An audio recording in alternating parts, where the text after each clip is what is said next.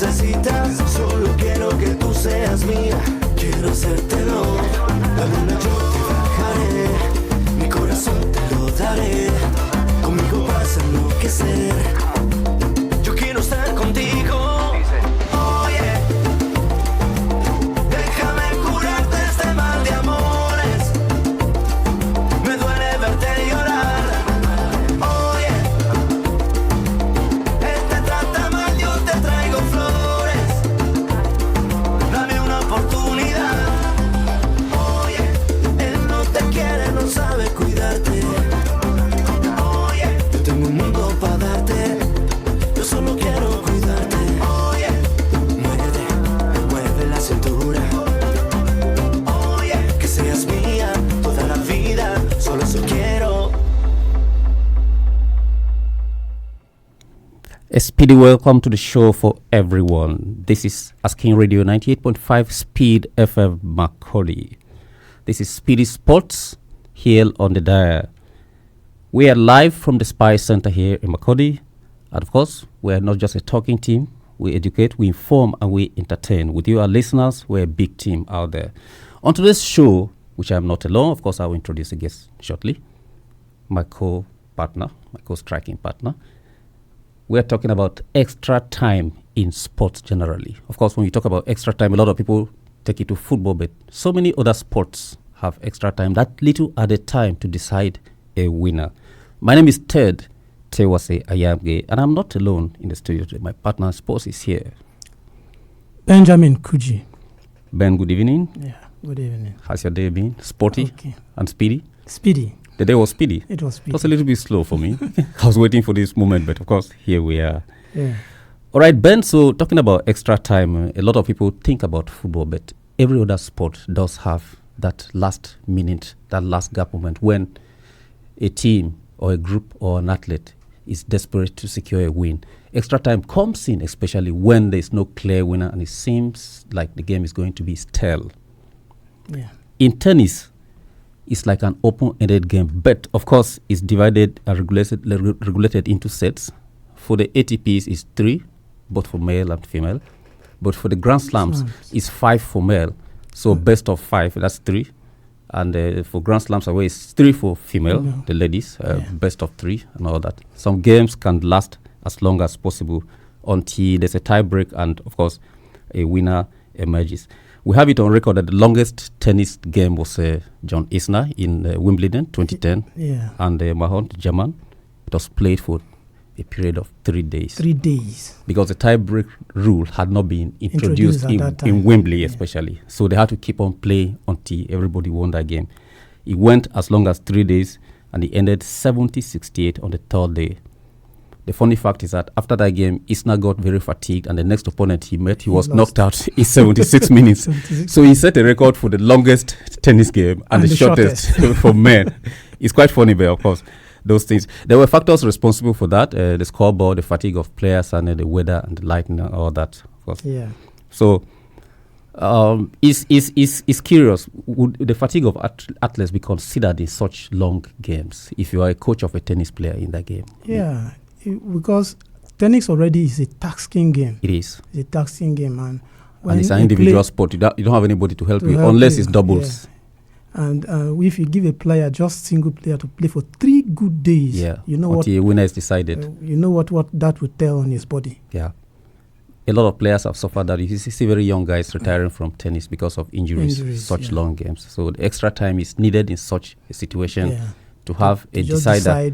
Who wins and all that. Of course, you are listening to SPEEDy Sports on 98.5 Speed FM Macaulay. You can be part of the show when you dial the studio hotlines. Much later on the show, we're going to give you those lines. Those who know them already do, but it's not your time. We are going to invite you to be a part of this program. You can also join us on Facebook, facebook.com/Asking Radio 98.5 Speed FM Macaulay. Of course, our logo is there. It's unmistakable. Yeah. If there's any fake one out there, we're original. So if you go there, you see us, you will know. And the level of engagement on Facebook of us, you will know that this is us. Benny, basketball too does have, is broken in segments. Yeah. But the only thing in basketball that is different is the technique of the timer, which is hung over the arena. Everybody sees it. Yeah. Where teams are tied and the game is getting to an end, many teams try to use the three-pointer from distance to just emphasize, ensure that they have ended it as victors and all that. Many of the games have ping pong. Ping pong does have their regulations too. Yeah, ping pong is played. It's 11 points. Yeah, 11 points. 11 points. First to get there, you win that set. You win that set. I think basically for major tournaments, it's also three sets. Yeah. So if best of two. If you win two, you're already done. Done. So what about players who give up a game, retire like tennis? Novak Djokovic just did that in Melbourne, in Australia, retired with an injury, but he was losing. Yes, he was losing. In that case, he was losing. Yeah. What if he was winning and then he retired and then he didn't go to the extra time to like something? I think there's no fixed law about that, but even if you are winning and you retire, the other players should have the advantage. Yeah. That's what they do because the person has won. You don't know if the person would have come back. Because in extra time, there will be a lot of comebacks. Yeah. People shock others, especially like when we come to football, that there are a lot of instances like that. People come back from a game, everybody expected that they will be losers. The extra time gives them the leverage. The leverage to and come then they back. come back to win. No. Okay. So what about boxing? We have had controversies in boxing, Benny. Yeah, boxing too. There are also... boxing is fought in bouts. Yeah. So most of the time in rounds, when they say the round is 11-round match, so sometimes there may be a tie. Yeah. So the judges decide. That's if one of the boxers doesn't give a heavy punch to send it to the canvas. A TKO. That is technical knockout. Yeah. So the judges will decide. Most times the results are not agreeable. Judge one scores 70/69. The second judge scores 69/80 and all that. If it's overwhelming, then the majority wins and all that. You're still listening to SPEEDy Sports on 98.5 Speed FM Macaulay. My name is Ted, and I'm here with my striking partner, Benjamin Kuji. All right. So when you come to football, Benjamin, it's completely a different ball game. I think extra time is more felt in football. Yeah, than other sports. And over the years, International Football Association, the governing body FIFA, has experimented how to decide a winner when it comes to a football game like we're going to have today. There could be draws today, but the return leg, there must be a winner because it's knockout stage. Yeah. They have experimented penalties over the years, and since the inception of football, penalty has been like one of the decisive factors for a team. Yes. If you tie on goals, it's called draw, a goalless draw. The teams go into... The extra time wasn't introduced until late because it was going to sudden penalties, and the penalties sudden death. I think one of the competitions in England, it is the Carling Cup or FA Cup. There's no penalty. I think it's the FA Cup. Yes, it's FA Cup. If you drop, you go straight to penalty shootout, and then it's decided. But it looks like when it gets to penalties, it's a game of luck. Some people say it's a game of luck. Others say it's a practice, what players practice in training, because some teams always win when it comes to penalty shootout. I don't think that penalty is a game of luck. It's not a game of luck. If you don't know how to play penalties, you don't know how to play penalties. You could know, and the goalkeeper is good. So I get your point. And some games are coming to my mind already, but let me not preempt. So the extra time in football, Law 7 of the laws of the game states, Law 7 states the duration of the match. A match to be played 45 minutes apiece to make it 90 minutes.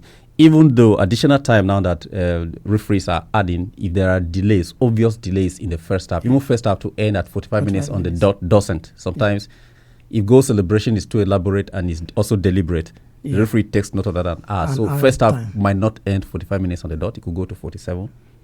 The second half is supposed to end to make it 90 minutes, 45 to make it 90. But you have games going to 100 and something. Yeah, because sometimes, players, they can be delayed tactics, there can be injuries and some other things. So the referee adds that. The referee adds that time to make it. In the early 1990s, there was this other stuff that was introduced, the golden goal. Yeah. It caused some people a lot of pain over the years. Some people have very horrible memories of the golden goal, and I think Nigeria too benefited from it at some point. If you talk of the golden goal, I think it makes me happy because because the golden goal was one of my favorite moments in football. Because you benefited from it. Benefited from it. It was so you don't feel happy that it has been scrapped by FIFA? They no longer like, I think it's gone. What FIFA has done is okay. It's okay. But as at that time, I enjoyed it. And the reason why FIFA brought up the golden goal was to scrap penalties, that it was becoming boring. People were playing for draw to go into penalties. So FIFA wanted more attacking football. So let people struggle to score. But the golden goal was that if you actually draw a game and a winner is needed, you go into extra time, which is our topic of conversation today. So who scores first ends the game. And I on record that the first person that scored that goal was certain Anthony Canon for Australia against Uruguay. It was in the underage tournaments, under 17. That was when they were experimenting it. So they introduced it in all the lower FIFA leagues competitions, and then governing bodies across the world adopted it. I'm not sure whether CAF adopted it immediately. CAF didn't. They didn't. The UEFA did, and CONMEBOL did. Latin America, they did that, and they were playing it. They also adopted it in their leagues before it was introduced into other CAF competitions like Olympics, which we met. Nigeria met Brazil. Brazil having already had the thought that they were actually going to meet. Actually, Brazil thought they had already won that game because Argentina had already qualified for the final, and we're waiting for the winner of Nigeria. So they just felt that they've won the game and they went to sleep. And who was your hero in that game? I think it's somebody you spoke about yesterday. Papilo. Okay. Papilo gave us in a very nice moment that time. I'm not sure the Brazilians realized the game was over because the golden goal had not been used in the tournament. I think we were the first to use it in that to score, using it to decide a winner. This is Speedy Sports on Asking Radio 98.5 Speed FM Makodi, live from the Spy Center in George's Quarters. You can be a part of this program. Call us on 080-8427-5464. That's the studio hotline, 080-8427-5464. And tell us about extra time. What game do you remember, especially in football? Where were you, Atlanta 96, when Papilo scored that goal? Atlanta, the north, the south, east, and west of Nigeria united in celebration that night. Nobody knew each other's religion or political party. Everybody was one. The celebration was massive. And it was midnight because the time zones were different. The game was sometime between 12 and 2 a.m. I could remember that time. We celebrated through the night. Yeah. Celebrated through the night. Bonfires on streets of different towns. I've never seen Nigeria celebrated like that time. Are we ever going to have something to unite us like that again in this country? Like? Hopefully. Okay. So the number again is 080-8427-5464. That's a studio hotline. If you reach us, you can be a part of this program. Tell us your experience of the golden goal or extra time. It has affected your team positively or negatively. Of course, in many leagues across Europe, which a lot of our people prefer to watch, we had as a point at Old Trafford, we had something about extra time, which they changed the name. They used to call it Fergie time. Yeah. So if Manchester United display and there is nothing coming there yet, they could Hello, good evening and welcome to Speedy Sports. Good evening, sir. I'm Godwin from Yakio. Okay, Godwin from Yakio. Yeah, you called us yesterday. Yes, I called yesterday, yeah. My hero in that match, well, between the Brazil match and the Nigeria-Argentina, I don't know which match is the best match. Okay. Better match. Yeah. But goal scorers are always the hero, but I give that match, that Nigeria-Brazil to Celestino Bayaro. Because he played effectively well. Did he contribute to the extra time goal, the golden goal that Nigeria used to win? Yes, the golden goal was this in Papilo, which is Kanu Wanko. So are you saying the build-up to that goal started from Babayaro's wing, from the defense? Well, I would definitely have to watch that to remember. Yes, I cannot actually remember, but he built up from the defense. But I said he contributed a lot on that match, the entire match. Yes, he contributed a lot on that match. But strikers are always heroes. Yeah, of course. That's what I said. But the match, I'm asking again, the match between Nigeria, Brazil, and Nigeria, Argentina, I don't know which is the best match. Well, both of them were wins. We were playing against. When you come to Cleveland, the only team final they say Nigeria, Argentina. So that match was the best match. No, because we needed to defeat Brazil to qualify to meet Argentina in the finals, and we still want them to take the trophy. We don't discuss about Brazil match. We always discuss about Argentina's match. It was a finals. And a finals, yes, the finals is the best match. A finals in Latin America. Let me say on their own soil, within their axis now. Of course, Yes, that was 96. It was. the Brazil match was good. The entire America was Because involved. They were hosts, so we were visitors. We were underdogs. Nobody expected us to go that far, even though we had a good team. But the match is not in America. It's in USA, not in Brazil or Argentina. not there, but of course they are the Americans. And forget that they're dividing. We have the Gulf of Argentina now, somewhere located somewhere. But we played Argentina in South Africa, but they defeated us. Yeah, of course, that's a different game entirely. Different squad. Yes. Yeah, thank you, sir. All right, thank you, Godwin, for calling all the way from Yakel. Those games are still in people's memories, like you said, Benny. Godwin is talking about it. He's trying to compare the two games. But I think winning Brazil was a lead way to the finals. If we had lost to them like they believed before the game, we will be talking about the game with Argentina. I think the game with Brazil was the decider. Was a decider. Yeah. And if you look at the goals, what the first minute, quite Flavio scored. Yeah. Under the first minute, Flavio scored. That was very fast. Then, luckily, Roberto Carlos gave us an own goal. Yeah. If you can remember. The free kick is part much later when you gave us got an out to own you. goal. Yeah. So before then Bebeto, then Ikpeba, when it was a tie. Yeah. Till the last moment when so we needed that. Papillo give us that Papillo magic. Yeah. So it was something that everybody will always want to remember. I don't think people will forget that in a haste. Of course, I think memories will be flooding back to people's minds now about that game.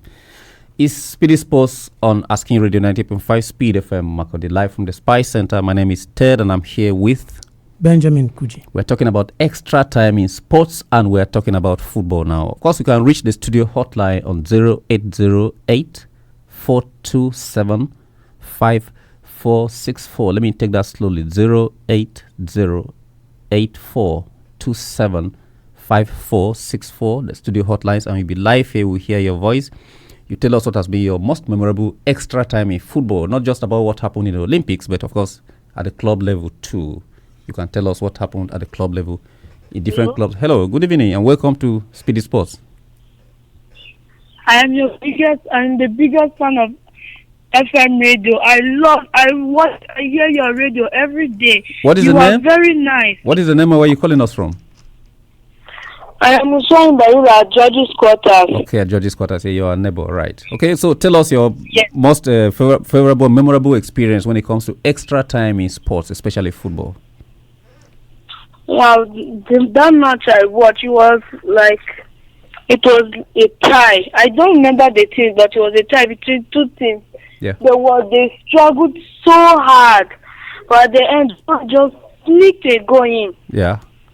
So the goal came in the extra time. Yes. Okay. Thank you for being a part of the program. Keep listening to Asking Radio 90.5 Speed FM, Makodi. Of course, many people have memories of clubs. The caller does not remember exactly which game, but of course. Ted, I think there are some other memorable football matches which ended in such difficult extra time. Yeah. Like 2014 World Cup between Germany and Argentina. Yeah. It was one hell of a match where Mario Götze scored in the extra time. And that match was something else. That was a deciding goal. Yeah. Then we can also remember matches like Liverpool AC Milan. Yeah. That was that's Champions League final. That match, the comeback. Yeah. That match is another match. It went into extra time, although it ended in penalties.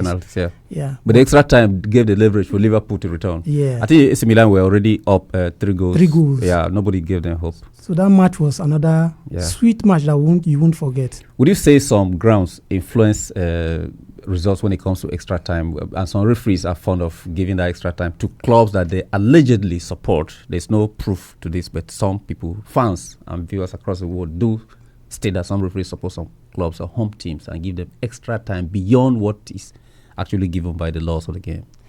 Actually, we cannot actually say that this is what is happening, but there are conspiracy theories like that. Yeah. Like in England, I remember there's what they call the Fergie time.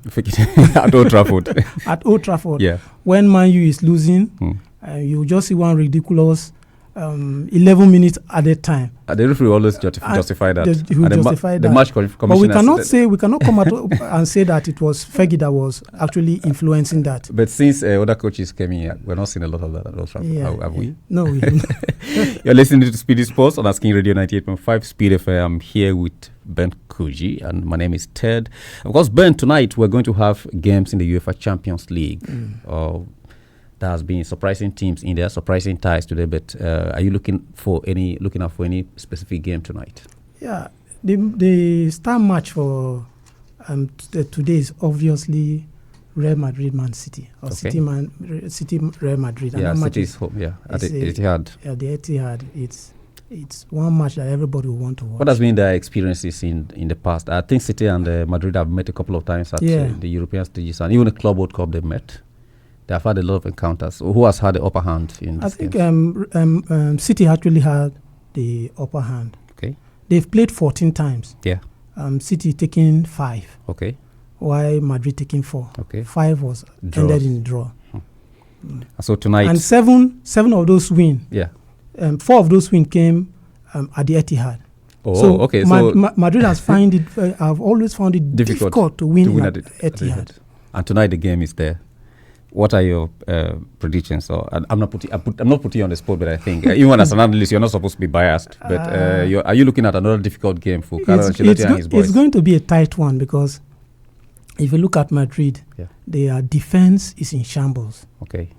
Their defense, their defenders are all injured. If you talk of Alaba, Rudiger, Carvajal, all of those defenders are those injured. Are the injury rooms. Those are the injury rooms. Yeah. Then also City, they're also having their own problem. Yeah, some injuries. Rodri is also injured. Ederson is doubtful. Doku is doubtful. Diaz is those are the key guys. So it's going to be a sweet one to watch. But beyond the match on the pitch, these are two coaches who know themselves. Pep Guardiola, having stayed in Barcelona for so many seasons, understands Real Madrid, their philosophy.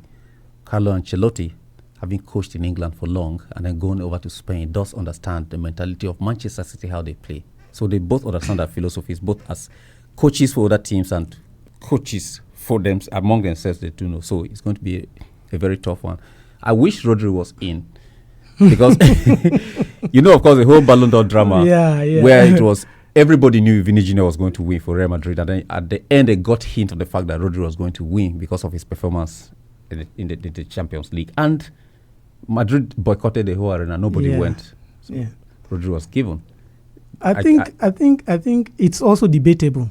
Yeah. That is debatable because if you look at Vinny and Rodri, Rodri performed very, very well for Man City. Yeah. They won the treble that very season. Yeah. And even in Spain, he won with Spain. He won the Euros with Spain. So he also contributed heavily. On the other hand, you look at Vinny Junior. Yeah. He won the Champions League. Yeah. So you cannot just say give it to anybody. But that was their decision. I think I stand with the decision. I think the voting too. Of course, those who vote for that are professionals, club captains and coaches and all that. So if they didn't rig the voting, like sometimes, of course, match fixing exists. Because remember that some teams have been deducted points and relegated. It happened to the old lady Juventus and all that. So you can't rule out some magu in some of these things. It's sports, so anybody who is desperate can do anything. And in this match again, this Madrid City match, if they've met themselves 3 times consecutively. Okay, this should be the 4th time. In the Champions League. Yes, in the Champions League. Yes. So the first, which was the 2021-2022 season, Madrid won. 2022-2023 season, City won. 2023-2024 season, Madrid won. So they have been sharing it. They've been sharing this season. This is a decisive one. What will happen? This is their extra time of meetings to know who. I think we have some other games too coming up today. Of course, Juventus will welcome PSV Eindhoven. Those are tough. That's a tough game too because those are 2 tough teams. The Dutch warlords and the old lady there in Turin. We have that game coming up. We have Brest against PSG in France. Those are the 2 French teams added to Monaco, who might play tomorrow. Yeah, who play tomorrow, coming in head to head between PSG and Brest in Spain. They are nowhere to be found. Their last 2 encounters recorded 12 goals. PSG having 5 at home and 5 away, with them scoring just 2. Yeah. So today is different in not League 1, the Champions League. Yeah. Whatever made them to qualify to be seeded against PSG means they have something to offer. There's interesting fact to know about PSG and Brest. Yeah. Brest has never beaten PSG. Yeah. I think the last time they beat PSB was 1985. That's a long time ago. Some players were not yet born. Yeah, some players on those teams were not yet born. So it's going to be a tall one for Brest. But who says the ties cannot be overturned? I mean, this is football. You can't stay. With extra time there, anything could happen. There are some fixtures tomorrow too coming up in the league, in the Champions League. Tomorrow, I think there'll be tough games tomorrow, but one of the ones I am looking out for tomorrow is to see what Brendan Rodgers and Vincent Kompany do. Yeah, that's Celtic and Bayern Munich. Kompany played for Man City for seasons, became the captain, while Brendan Rodgers was coach from Liverpool to Leicester City, and he knows Kompany so well. As one defender, you have to actually watch, because he was a defender, captain, but also a goal scorer. And they know themselves, so tomorrow is going to be another tough one. And we'll be here tomorrow to also tell you more. Of course, we'll give you updates on everything that happened today, and then tomorrow too, you have time to meet up with us here on Asking Radio 98.5 Speed FM, Speedy Sports. It has been a wonderful time with you. Meet us again here tomorrow, the same time, 6:30 every evening. We'll be here to talk sports. So get your phones ready. Network might not be favorable, but of course, you could call. Follow us on Facebook still. Of course, after this program, we'll still continue on Facebook. Ben, I think it's time to say bye-bye for tonight. Yeah. It's been a nice time with you. Thanks, Ben, for coming. My name is Ted. I will see you tomorrow.